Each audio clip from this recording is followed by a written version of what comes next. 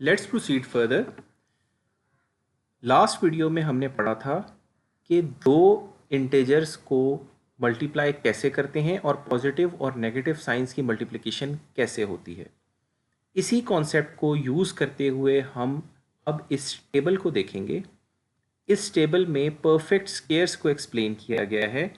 अगर हम first case को ऑब्जर्व करें तो 6 is multiplied by 6. Now this 6 is a positive integer and this 6 is also a positive integer. दोनों positive integers हैं, इसलिए हमने इनके साथ कुछ नहीं लिखा। जिसके साथ कुछ नहीं लिखा जाता वो पॉजिटिव ही कंसिडर होता है। सो 6 मल्टीप्लाई बाय 6 का आंसर होगा 36। अब हम इसी के साथ पैरेलल में जो एक्सप्लेन किया गया है कॉन्सेप्ट उसको ऑब्जर्व करेंगे। यहाँ पे ये मेंशन किया गया है कि -6 को जब आप -6 के साथ मल्टीप्लाई करेंगे तो क्या आएगा।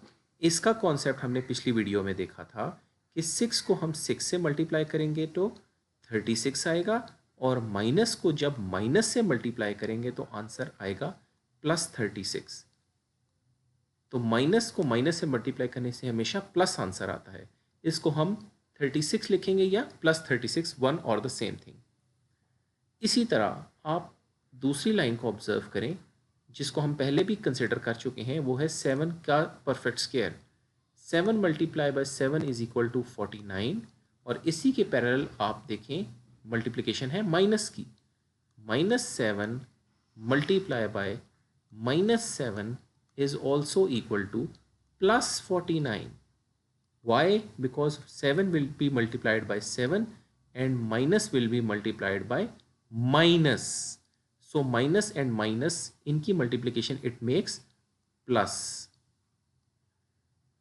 Same goes for 8 multiplied by 8 which is 64, and -8 multiplied by -8 is also 64, क्योंकि -8 और -8 इन दोनों के माइनसेस आपस में मल्टीप्लाई होके प्लस बन जाएंगे। Then consider the example of 9। 9 का परफेक्ट स्क्वायर होता है 81, यानी कि 9 multiply by 9 is 81, and -9 multiply by -9 is also 81, and same goes for the last row which is of 10। इस कॉन्सेप्ट को यूज करते हुए हम आगे प्रोसीड करते हैं। आगे ये मेंशन्ड है, look at the formation of these square numbers. Square numbers की फॉर्मेशन को ऑब्जर्व करें। वो क्या है? वो है पहली example 21 multiply by 21 is equal to 441। ये आपने खुद करके देखना है कि 21 और 21 को मल्टीप्लाई करने से क्या आता है।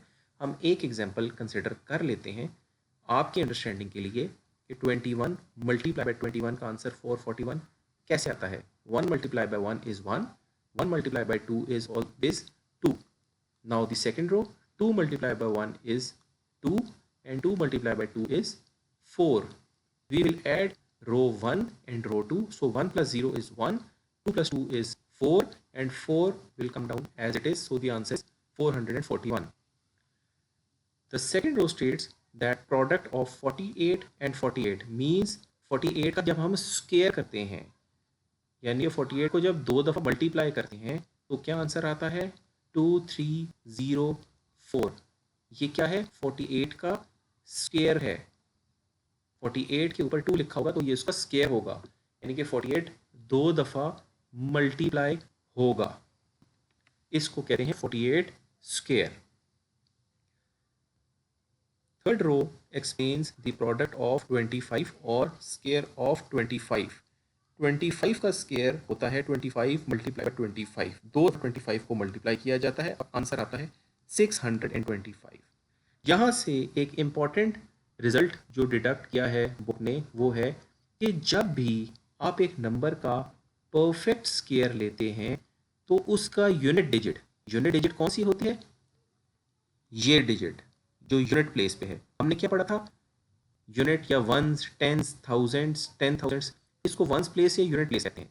तो जो यूनिट प्लेस है, ये प्लेस या यूनिट प्लेस इस केस में 441 में 1 है, यहाँ पे हमेशा क्या आएगा?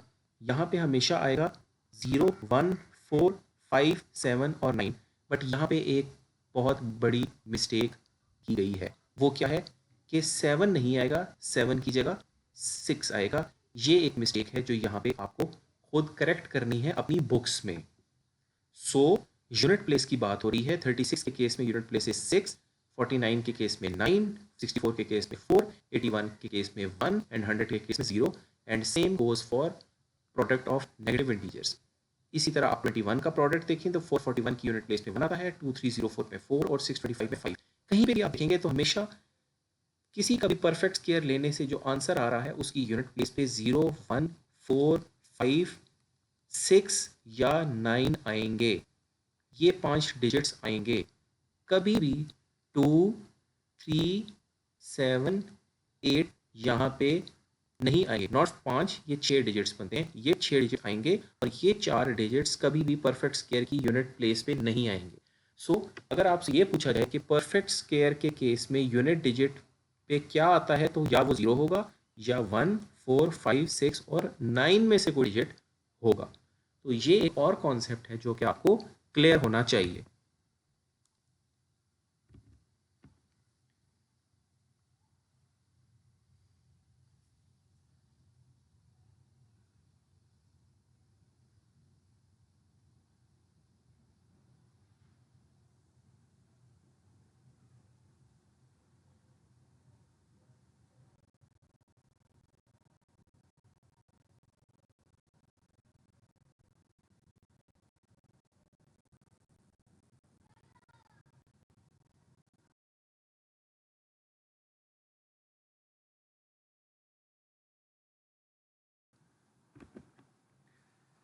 अब हम आगे प्रोसीड करते हैं। आगे दी गई है वर्कड एग्जाम्पल 4 और इसमें क्या बताया गया है, इसमें पूछा गया है फाइंड द स्क्वायर ऑफ 72। 72 का स्क्वायर इसको हम कैसे लिखेंगे? हमने पहले एक कॉन्सेप्ट पढ़ा था इंडेक्स नोटेशन का, यानी कि स्क्वायर ऑफ 72 को कैसे मेंशन करेंगे। तो 72 के स्क्वायर को ऐसे मेंशन करेंगे, 72 raise to the power 2। It means कि 72 को 2 से मल्टीप्लाई नहीं करना बल्कि 72 को 2 टाइम्स मल्टीप्लाई करना है। बहुत बड़ी मिस्टेक जो स्टूडेंट्स करते हैं अर्ली स्टेजेस पे, वो 72 के स्क्वायर को कंफ्यूज करते हैं 72 multiply by 2। This is wrong. 72 के स्क्वायर का मतलब है कि 72 को 2 दफ़ा मल्टीप्लाई करने हैं। It is a simple question, you should solve it yourself to clarify. जो दूसरा कॉन्सेप्ट है, दूसरी एग्जाम्पल, दूसरा क्वेश्चन है वो हम सॉल्व करते हैं। वो ये है कि a gardener wants to arrange some plants so that number of rows of plants equals number of plants in each row। एक चीज़ जहन में रखिएगा, जहाँ पे भी वर्ड प्रॉब्लम आता है हमेशा स्टूडेंट्स को वहाँ पे ही प्रॉब्लम आता है, वहीं पे वो कंफ्यूज हो जाते हैं और डर जाते हैं कि शायद ये क्वेश्चन बहुत मुश्किल है। आप अगर क्वेश्चन समझ लेंगे वर्ड प्रॉब्लम का तो आपको लगेगा कि इसके अंदर कोई मुश्किल नहीं है। इस क्वेश्चन में क्या बताया गया है? A gardener wants to arrange some plants. ठीक है, एक गार्डनर है जो कि कुछ प्लांट्स को अरेंज करना चाहता है। ये था इस क्वेश्चन का पहला पोर्शन। ओके, आगे क्या है? सो दैट, ताकि द नंबर ऑफ रोज, यानी कि जो रोज हैं, the number of rows of plants वो किसके बराबर हो जाए? The number of plants in each रो।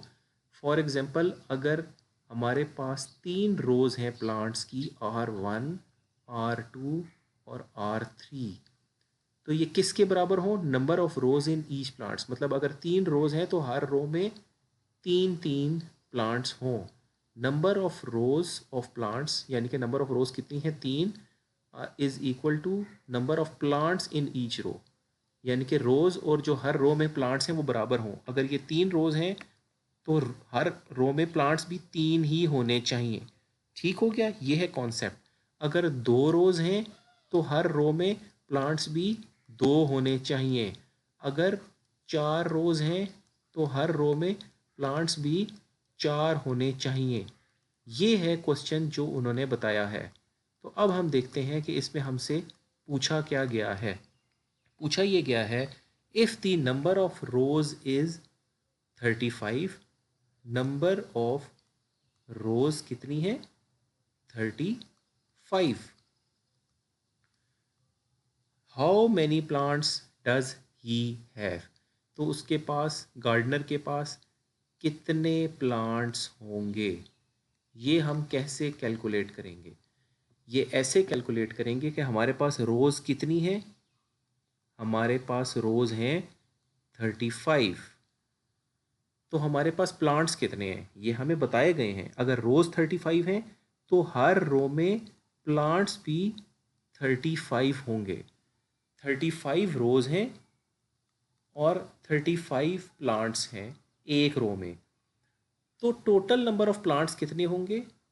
हम एक रो के प्लांट्स को, यानी कि एक रो में 35 प्लांट्स होते हैं, टोटल नंबर ऑफ रोज से मल्टीप्लाई कर देंगे। एक रो में कितने प्लांट्स हैं? 35। और टोटल नंबर ऑफ रोज कितनी है? 35। तो हम 35 को 35 से मल्टीप्लाई कर देंगे।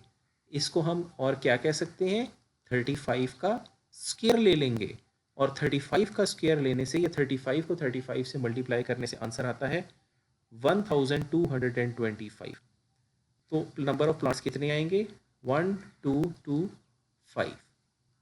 आपने 35 का स्क्वायर ले लिया। Practice now.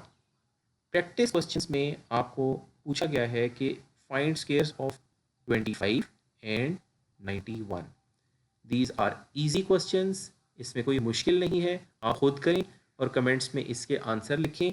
आपको कहीं पे भी 25 और 91 के स्क्वायर्स लेते हुए कोई प्रॉब्लम आता है तो आप पूछें। एज सुन एज पॉसिबल आपको इसका रिस्पॉन्स खुद नज़र आ जाएगा। Okay, now we'll study the concept of square root, which is a very important concept. ये थ्रू आउट आपके करियर में, ना सिर्फ स्कूल में मैथमेटिक्स में, थ्रू आउट स्क्वायर रूट का कॉन्सेप्ट आप हर जगह यूज़ करेंगे। आपको हर जगह इसको अप्लाई करना पड़ेगा। तो ये कॉन्सेप्ट शुरू में बच्चों को थोड़ा सा कंफ्यूज करता है, बट अगर आप इसको अच्छे तरीके से ग्रास्प कर लेंगे, अंडरस्टैंड कर लेंगे, तो आपको आगे प्रॉब्लम नहीं आएगा। So we'll make a next video for square roots. आपने स्क्वायर रूट्स के लिए एक अगली वीडियो देखनी होगी। यहाँ तक हम इस वीडियो को क्लोज करते हैं, क्योंकि यहाँ तक बेसिक कॉन्सेप्ट्स थे। आगे एक नया कॉन्सेप्ट आ रहा है, तो नेक्स्ट वीडियो में हम स्क्वायर रूट्स के कॉन्सेप्ट को कवर करेंगे।